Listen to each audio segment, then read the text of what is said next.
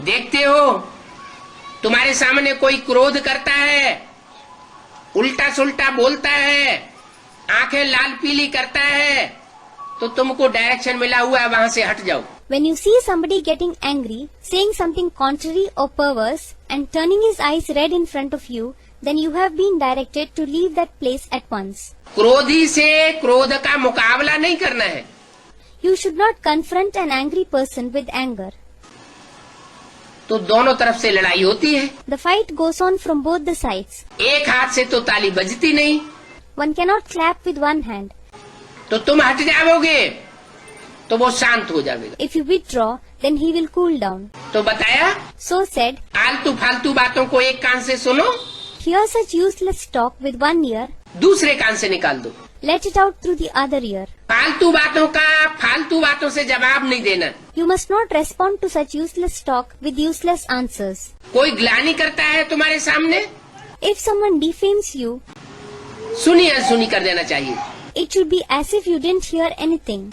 ग्लानि का जवाब ग्लानि से नहीं देना है। In return to defamation, one should not defame. कीचड़ को कीचड़ से साफ नहीं किया जाता, Slush cannot be cleaned by slush. साफ पानी से साफ किया जाता है। Clean water alone will clean the slush.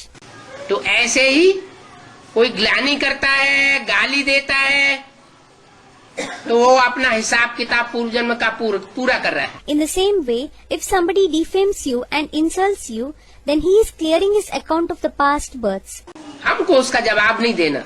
अगर हो सकता है तो मीठी मीठी बातें सुना करके उसको ज्ञान का डोज देना है। We don't have to respond to it. If possible, engage him or her in sweet talk to implant a dose of gyan.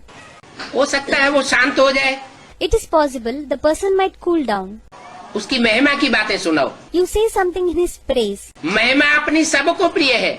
Everybody loves to be praised. देवताओं को भी अपनी महिमा प्रिय है। Deities too love to be praised. चोर चकार होते हैं, उनके सामने उनकी महिमा करो तो उनको भी प्रिय लगता है। If the thieves and the burglars are praised, they too like it. चोर के सामने कहो तुम चोर हो तो उसको बुरा लगेगा। If you directly say to a thief, you are a thief, he will get offended. तो मीठा मीठा ज्ञान सुनाना है। You have to impart sweet gyan. कोई को तीखा तीर नहीं मारना है, You should not shoot an arrow straight against anybody, जो वो घायल हो जाए that he gets injured such that और घायल होकर के अपोजिशन में आ जाए। he opposes on being hurt. फिर स्टेज भी देखनी होती है।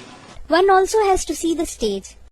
कोई की अवस्था बहुत अच्छी है, Someone's stage is very good, किसी कारणवश वो विरोध में आ जाता है, ग्लानि करता है, but due to some reason he opposes, defames, powerful आत्मा है, is a powerful soul, तो थोड़ा सा उसको तीर मारा जा सकता then he can be shot at to a small extent, that is with the arrows of knowledge. है। क्योंकि देखते हैं As it is seen बार बार कहने पर भी बात को सुनता नहीं, that even after repeated persuading, he doesn't seem to understand. तो तीर मारना पड़ता है। Therefore, arrows have to be shot.